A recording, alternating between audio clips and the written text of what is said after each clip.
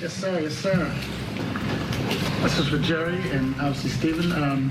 Why did you decide to trade Micah Parsons? Well, without being too broad, obviously, we did think it was in the best interest of our organization, not only the future, but right now, this season as well. We've gained a Pro Bowl player. We've gained a Pro Bowl player in an area that we had big concerns in on the inside of our defense. Let me go beyond your question. First of all, I want to tell you that I really like Micah. I appreciate the 4 years that we've had him here, and he's a great player. And so we are very appreciative of the fact that he's a great player. There's no question that I could have signed him in April. And so we all know that to have agreements, all parties have to agree. But this was by design. I did make Micah an offer. It wasn't acceptable, and I honor the fact that it wasn't done in the way that he wanted to do it through an agent. So he was made an offer. There's not an ounce of vindictiveness. There's no bad feelings on my part about the fact that we didn't come together on an agreement. The facts are, and we'll cover it, I'm sure, with many of your questions, but the facts are specifically we need to stop the run. And out of our 60 players that we would count as the actives and a percent of the practice squad, over 1/3 of those players are new.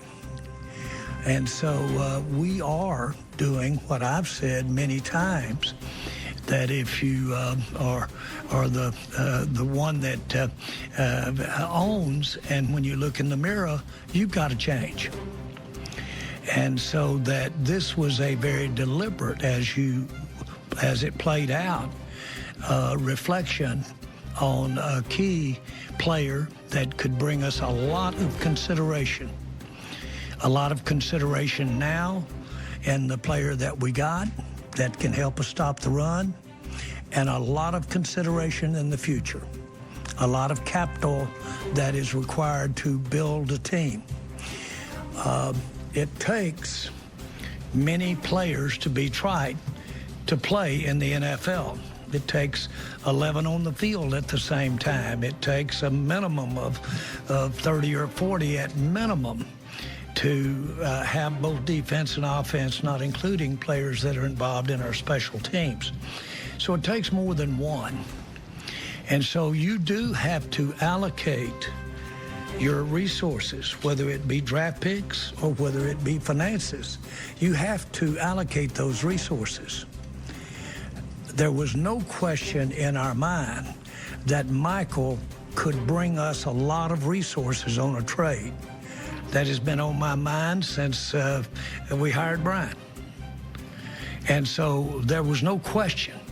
As it turns out, all the publicity about the not having a contract, certainly you did your part in making sure that it was known that he was potentially available, and I appreciate that very much. And I say that a little tongue-in-cheek. I'm not really as serious about it.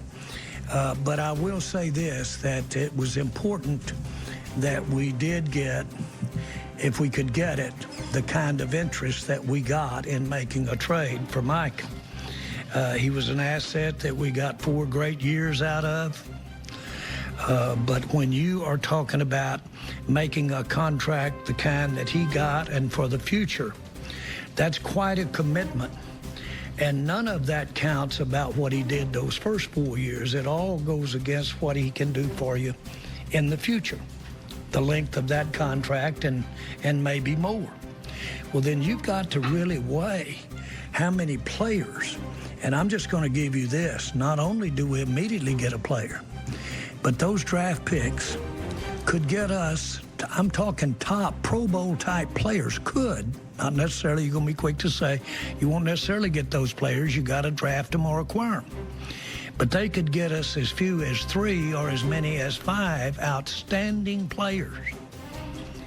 Now, not only do they contribute in a game that needs a lot of players on the field, not to be elementary, but they also give you better odds that they're going to be a high percentage of those are going to be available, just from the standpoint of attrition or from the standpoint of just sheer limit on how far one player can go. Very few players are Dion playing 100 plays a game out there at the time.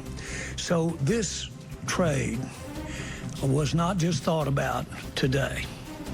This trade has been going on in our minds and our strategies and being talked about. It's been going on all spring. It culminated today, and it came quick, but that's the way things go. It does happen fast when it happens, but you've laid a lot of water. I mean, you've laid a lot of things out there on the water to make it happen. I want to be sure that our fans understand. I think a lot of Micah, and I wish him so much success. I don't want him to have success when they play the Cowboys as much as I do want him to have overall success. But Micah Parsons did an outstanding job for us for 4 years. And a little bit of the way Herschel Walker may have had his greatest contribution to the Cowboys, what he brought to us when he left could be a tremendous thing for our fans and the success of this team. Kenny Clark, we really knew beginning this spring that if we could pick up a top interior defensive lineman just to offset not having a pass rusher, even though it's Micah. But where we're long, where we're strong, is in our pass rushing depth. And we knew if we could get an interior lineman, that was at least something that would improve us right there on a top interior lineman. He comes in strong for us, and he comes in accomplished for us. And so we're glad to have him. It was a prerequisite. We went down the teams, and we only picked teams that had room on their cap that could pay Micah, and we only picked teams that had top tackles, interior tackles, that we wanted to have any dialogue with at all about a trade. That was the criteria of trading. Top existing